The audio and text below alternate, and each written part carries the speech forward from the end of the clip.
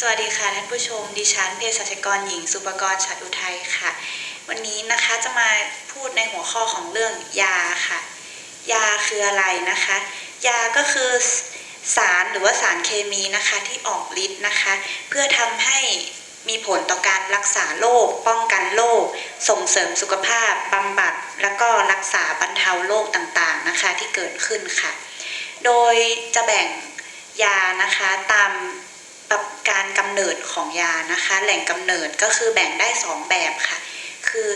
ยาที่สังเคราะห์จากสารเคมีนะคะก็คือยาที่เราพบเห็นทั่วไปค่ะอย่างเช่นยาเม็ดยาน้ำทั่วไปที่เรารับประทานกันอยู่นะคะส่วนต่อมาอันดับที่2ค่ะก็จะเป็นแบ่งตามแหล่งกำเนิดที่เกิดจากสมุนไพรค่ะอย่างเช่นยาที่เราสกัดได้จากมะขามแขกสกัดได้จากพืชต่างๆนะคะโดยประเภทของยาที่เราจะพบเห็นทั่วไปค่ะได้ตามท้องตลาดนะคะก็จะมีเป็นแบบประเภทกินฉีดแผ่นแปะค่ะแล้วก็มีเป็นยาเหน็บนะคะยาอมใต้ลิ้นยาทายาดมหรือว่าสุดท้ายอาจจะพบได้เป็นยาสูตรทางปากค่ะโดยยากินนะคะก็จะมีแบบเป็นเม็ดเป็นแคปซูลค่ะอันนี้ค่ะก็จะทำให้มันเป็นยาที่เราบริโภคได้ง่ายนะคะข้อดีของมันก็คือเราหาซื้อได้ง่ายแล้วก็กินได้ง่ายนะคะส่วนต่อมาก็จะเป็นพวกยาฉีดค่ะยาฉีดตัวนี้เราจะพบได้ส่วนใหญ่ที่ตามโรงพยาบาลนะคะแล้วจะบริหารยาเราอาจจะบริหารยาเองได้ลำบากค่ะจะต้องมีความรู้นิดนึงนะคะอาจจะต้องได้รับการฝึกสอนจากพยาบาลหรือว่าเภสัชหน้าเคาน์เตอร์ห้องยานะคะก่อนที่จะได้รับการฉีดยาตัวนี้นะคะอย่างเช่นตัวยาฉีดอินซูลินค่ะยาฉีดลดระดับน้ำตาลในเลือดนะคะอันนี้ก็จะเป็นยาทั่วไปที่เราจะสามารถทำการฉีดเองได้ที่บ้านนะคะในทุกๆวันแต่ถ้ายาเป็นพวกยาฉีดฆ่าเชื้อยาฉีดเพื่อลดอาการเวียนหัวลดไข้ค่ะเราจะแนะนำให้ไปรับที่โรงพยาบาลนะคะส่วนต่อมาเป็นตัวแผ่นแปะค่ะอันนี้ก็อาจจะพบได้น้อยค่ะเป็นยาแผ่นแปะนะคะอันนี้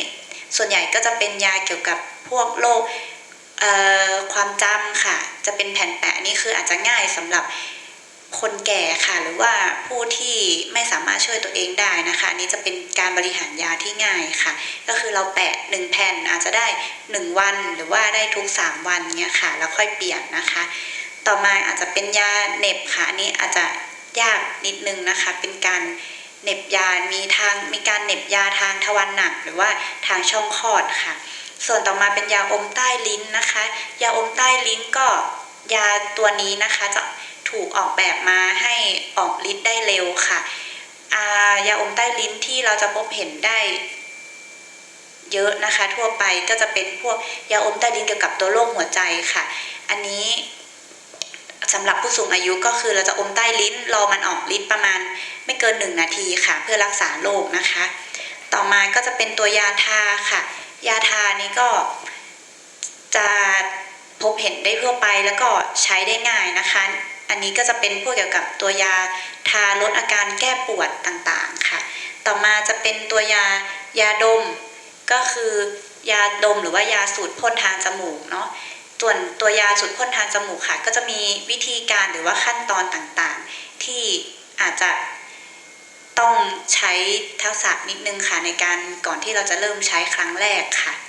ต่อมาเป็นตัวยาสูดทางปากค่ะยาสูดทางปากก็จะมีหลายรูปแบบเป็นแบบกลมๆก้นหอยหรือว่าเป็นแบบ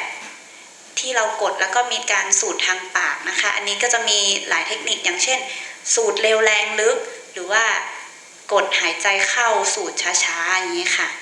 ก็วันนี้ก็พูดเรื่องของยาทั่วไปขอจบการพูดเท่านี้ค่ะสวัสดีค่ะ